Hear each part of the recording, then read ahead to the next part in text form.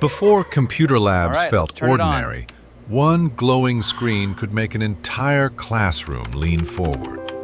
If you were born in the 1970s, your first school computer probably felt less like a tool and more like a destination. For some students, that moment came in elementary school. For others, it arrived much later in junior high or high school. District budgets, local priorities, and the year you were born all shaped what kind of machine you actually met.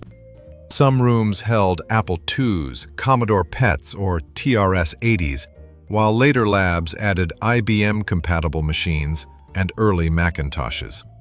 What mattered most was not the brand on the case, but the feeling that school had opened a door into something new. The room had different sounds, different rules, and a different kind of patience from every classroom you already understood.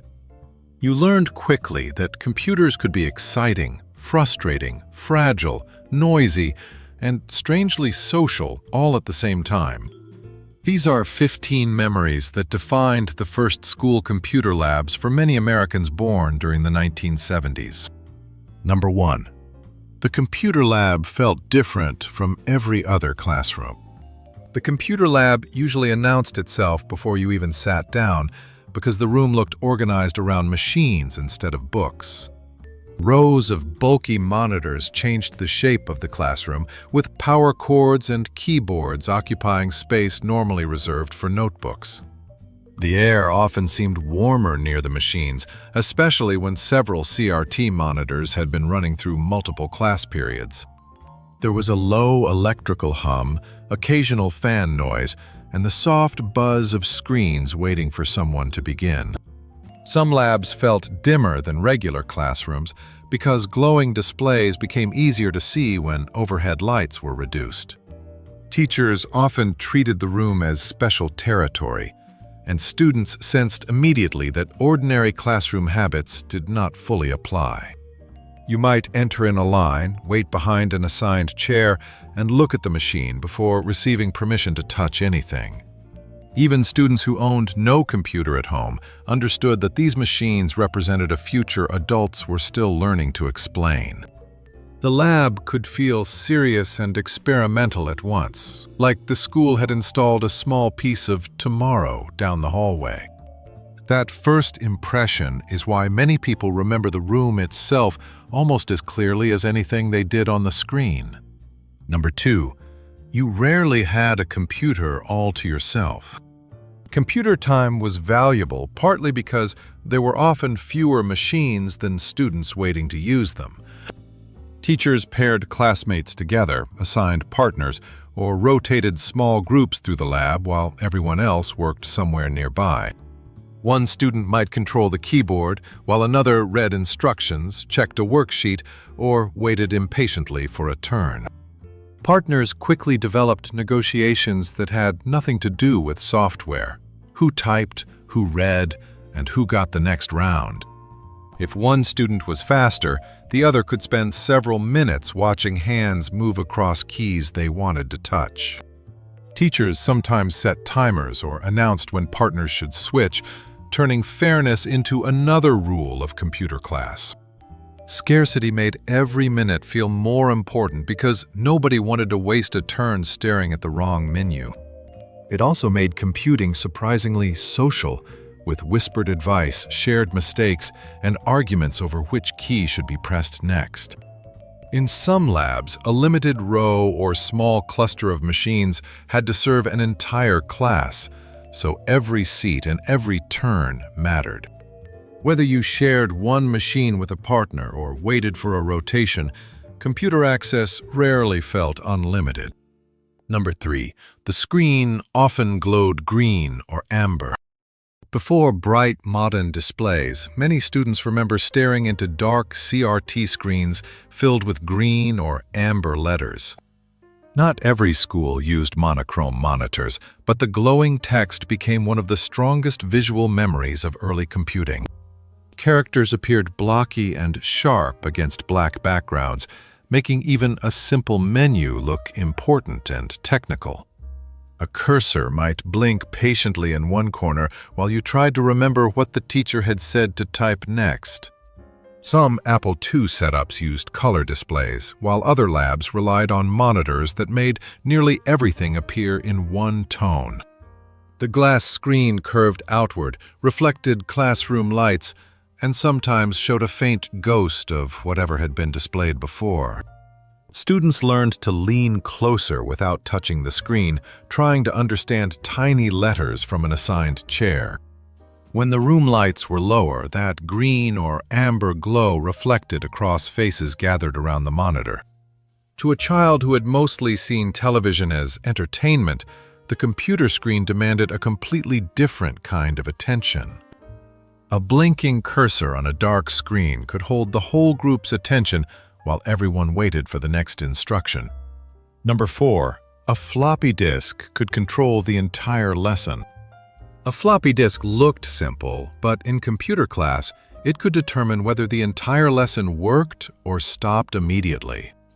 Teachers handled program disks carefully, often storing them in labeled sleeves, boxes, or organizers near the front of the room.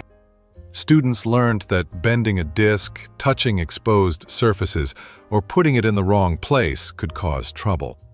Depending on the machine and year, the disk might be large and flexible, or smaller inside a harder plastic shell. The label mattered because one nearly identical disk could contain a completely different program, class activity, or students' saved work. Sometimes the teacher distributed disks row by row, reminding everyone to wait before inserting anything into the drive.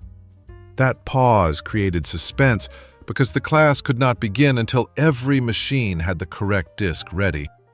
A missing disk or damaged copy might force two groups to share, change seats, or watch another student instead. Many students remember writing names or class periods on labels as if the disk were a small piece of school property. Long before cloud storage, a thin square of plastic could hold the entire computer lesson in your hand. Number 5. Booting the machine was a loud mechanical ritual. Starting an early school computer was not always a silent push of a modern button. It often felt like a sequence. On some machines, the power switch sat on the back or side, requiring a deliberate reach before anything appeared. The switch could answer with a firm physical click, followed by the sudden hum of electronics waking up. Then came the disk drive, which might chatter, grind, whir, or clunk while searching for the information it needed. Students quickly learned that those mechanical sounds were normal, even when they seemed violent enough to break something expensive. The teacher might tell everyone to insert a boot disk first, close the drive, and wait for the correct prompt. Impatient students discovered that pressing random keys rarely made the process faster and could make the teacher much less patient. Some machines started differently, especially as school hardware changed, but waiting through a startup ritual remained familiar.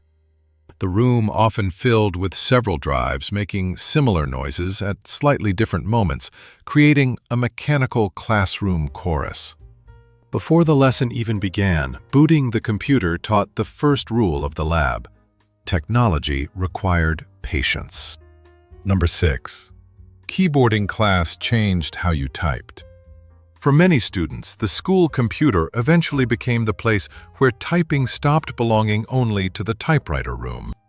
Teachers introduced home row keys, proper finger placement, and the expectation that eyes should stay away from the keyboard. Some classes covered the keys or used printed guides so students could not survive by hunting for every letter. Typing drills turned ordinary words and short sentences into timed exercises where accuracy mattered as much as speed. Later in the decade, some schools used dedicated keyboarding programs, while others relied on simpler drills built into existing systems. Mavis Beacon appeared late enough to become familiar to some younger members of this cohort, but it was never universal. The hardest part was breaking the habit of looking down every few seconds to make sure your fingers had not wandered. A good score could feel surprisingly competitive when classmates compared words per minute after the exercise ended. Keyboarding also changed computer class from occasional experimentation into a practical skill adults insisted would matter in the future. Long before everyone carried a keyboard in a pocket, schools were teaching students how to trust their fingers. Number 7. The teacher demonstrated every keystroke first. Computer lessons often began with the teacher explaining a sequence that students were expected to copy exactly. A command might appear on the chalkboard, whiteboard, overhead transparency, or printed worksheet beside every machine. Students watched for spaces, punctuation, and capital letters because one tiny difference could produce a completely different result. Teachers sometimes demonstrated on one computer, while a cluster of students leaned forward trying to see the screen. Later labs might have projection equipment, but many early classes depended on verbal directions and everyone staying on the same step. That made the room unusually quiet whenever the teacher said, "Now type exactly what I type." Students who moved ahead risked landing on a screen the teacher had not explained and then needing help to return. Students who fell behind tried to catch up without admitting that they had missed one crucial keystroke. The safest strategy was often to keep one finger ready, listen carefully, and wait until the teacher said, "Press return." Computer class made precision feel immediate because the machine responded to what you actually typed, not what you meant. Number 8. You typed commands before you clicked icons. Many first school computer experiences happened before pointing and clicking became the normal way to tell a machine what to do. Instead, students met blinking prompts, numbered menus, command lines, and instructions that required the keyboard. You might type a word, choose a number, or press return without seeing any icon that resembled a modern app. The interface could feel unforgiving because the computer offered little sympathy when a command was misspelled. Some programs used friendly menus, but even those usually expected students to navigate with arrow keys and typed choices. The mouse seemed unnecessary in rooms where most software had been designed around the keyboard from the beginning.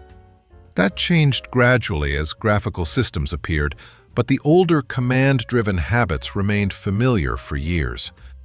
Students learned strange combinations of keys that seemed powerful simply because they could quit, load, save, or restart something. Once memorized, those commands created a small feeling of expertise that adults outside the lab might not possess. Before icons made computers look intuitive, knowing what to type was part of what made computer class feel special. Number 9. Basic, or logo, made programming feel like a school subject. In some schools, students did more than run programs. They were asked to create simple instructions of their own. Basic introduced commands that could print words, repeat actions, or make the computer perform a tiny calculation. Logo offered another path, especially through turtle graphics that turned typed instructions into lines and shapes on the screen. Neither language appeared in every district, but both became important parts of educational computing during the personal computer boom. Logo had been created earlier, yet its school use expanded rapidly when personal computers entered classrooms during the 1980s. Students discovered that a missing character or incorrect command could stop an idea that looked perfectly reasonable on paper. That frustration made success satisfying because a working program felt like proof that you had communicated with the machine correctly. Some lessons were only a few lines long, while others encouraged students to experiment with patterns, movement, numbers, or words. The activity changed the computer from something you operated into something you could instruct. For many students, that was the first time programming felt like a real school subject, instead of something reserved for scientists. Number 10. The Oregon Trail could turn class into an adventure. Few school computer memories became as legendary as the day a teacher allowed the class to travel west on the Oregon Trail. The game had deep roots in education, and its Apple II versions helped turn it into a national school computer landmark. Students made choices about supplies, travel, food, and risk, while pretending that a glowing classroom screen was a wagon journey. The strongest memory was often not the exact graphics, but the reactions of everyone crowded around the machine. A bad decision produced groans, a lucky outcome produced cheers, and classmates suddenly had opinions about every choice. Teachers could treat the activity as history or problem-solving, while students quietly celebrated the fact that school felt like play. Not every district had the program, and older members of this cohort may have encountered earlier or different versions. By the 1980s, however, MECC software had spread widely enough that many classrooms recognized the name immediately. The computer lab became a shared adventure because one student's misfortune could entertain an entire cluster of spectators. The loudest moments came from the students themselves, with groans, laughter, and quick advice passing from chair to chair. Number 11. Educational games were still treated like lessons. The Oregon Trail was not the only program that made students suspicious that schoolwork had somehow become fun. Educational software turned spelling, arithmetic, vocabulary, geography, and logic into challenges that rewarded quick decisions and correct answers. Programs varied enormously by district, machine, and year, so no single list can represent every computer lab. MECC titles, such as Word Munchers and Number Munchers, became especially familiar in many schools during the 1980s. Instead of recreating those screens exactly, the strongest memory is the classroom energy around them. Students leaned toward the monitor, whispered answers, pointed at the keyboard, and reacted when a classmate succeeded or failed. A teacher could call it practice, but students understood that computer practice felt different from another worksheet. Finishing regular work sometimes earned extra computer time, which made educational software feel like both lesson and reward. Even simple graphics seemed exciting because the machine responded instantly and gave the student something to control.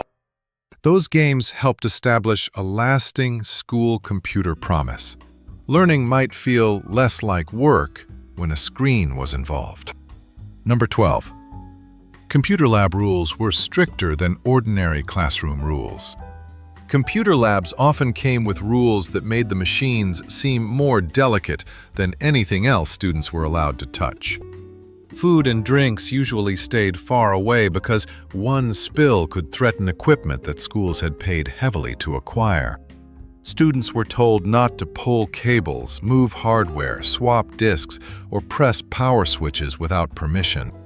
Some teachers insisted that everyone wait with hands in laps until instructions had been completed. Other labs assigned permanent seats so teachers knew exactly who had used each machine during a class period. Shutdown procedures mattered because students could not simply walk away from a machine the way they left a textbook. Rules differed by school, but the underlying message was consistent. These computers were shared resources, not personal toys. That seriousness made small mistakes feel enormous, especially when a screen froze or a drive suddenly stopped responding. Students often looked for the teacher before touching anything after a problem appeared, afraid of making it worse. The lab taught caution alongside computing, and many people still remember treating school machines with almost ceremonial care. Number 13. The dot matrix printer announced itself to the whole room. When the class printer started, everyone knew it because dot matrix printing was rarely a quiet event. The print head rattled across the page with a rapid mechanical buzz that could cut through an otherwise calm lab. Tractor feed paper moved through the machine in a continuous strip, guided by rows of holes along both sides. Students waited for reports, banners, stories, or assignments to emerge line by line instead of appearing instantly. Only one printer might serve several machines, turning a simple print request into another lesson in waiting. Paper sometimes jammed, fed crookedly, or produced a page that required the teacher to try again. Then came the satisfying part, tearing the sheet free and removing the perforated side strips with their neat little holes.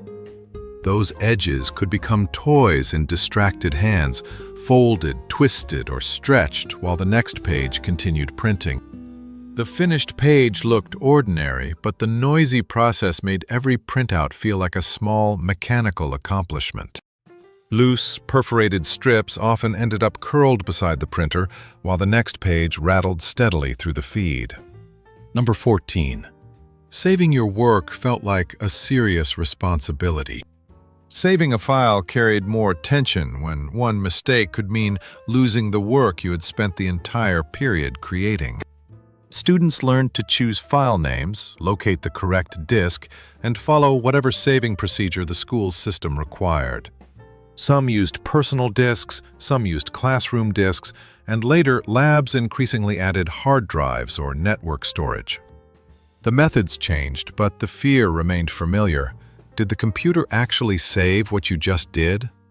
Teachers reminded students not to remove a disk while the drive was still working or shut down too early. A mislabeled disk could create confusion when several students used nearly identical plastic squares during the same class. Overwriting the wrong file felt disastrous because undo buttons and automatic backups did not exist on the systems most students were using. Some students wrote names, class periods, or subject labels carefully so their work could survive until the next visit. Saving became the final ritual before leaving, just as important as closing a textbook or turning in a worksheet. The safest students checked the disk label twice, waited for the drive to stop, and only then packed up for the next class. Number 15.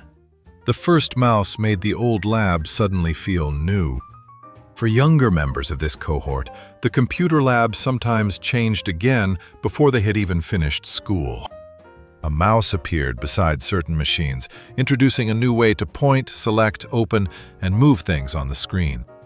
Early Macintosh systems helped popularize that graphical style, though adoption varied widely between districts and school budgets. Students accustomed to commands and arrow keys suddenly had to learn how far a small hand movement moved the pointer. Double-clicking could feel strangely difficult until someone discovered the right rhythm. Icons made computers look friendlier, but they also created a new vocabulary of windows, folders, menus, and desktop spaces. Older machines did not vanish immediately, so some labs contained a visible mixture of old and new generations. That contrast made technological change easy to see because it happened within a room students visited every week. For a child born late in the 1970s, the mouse could become the bridge from the early lab to modern computing. The first computer lab had seemed futuristic, and now the future was changing again before students had left school. Those first computer labs were not identical because American schools adopted technology at different speeds and with very different budgets. Yet the emotional pattern was remarkably familiar. Limited access, careful rules, strange sounds, glowing screens, and a feeling of possibility. Students learned patience while waiting for a turn, precision while typing commands, and responsibility while guarding disks and saved work. They also learned that a classroom could become more exciting simply because a machine responded immediately to what they did. Some memories belong to Apple II rooms, others to TRS-80s, Commodores, IBM compatibles, or the first Macintoshes students ever touched. What connects them is the moment when computers stopped being distant machines and became part of an ordinary American school day. For many people born in the 1970s, that lab was the first place the digital future became personal. The machines now look primitive, but the curiosity they created was anything but small. What do you remember most clearly? The green screen, the floppy disks, the printer noise, or waiting for your turn. Share your school, approximate year, and the first computer you remember using in class.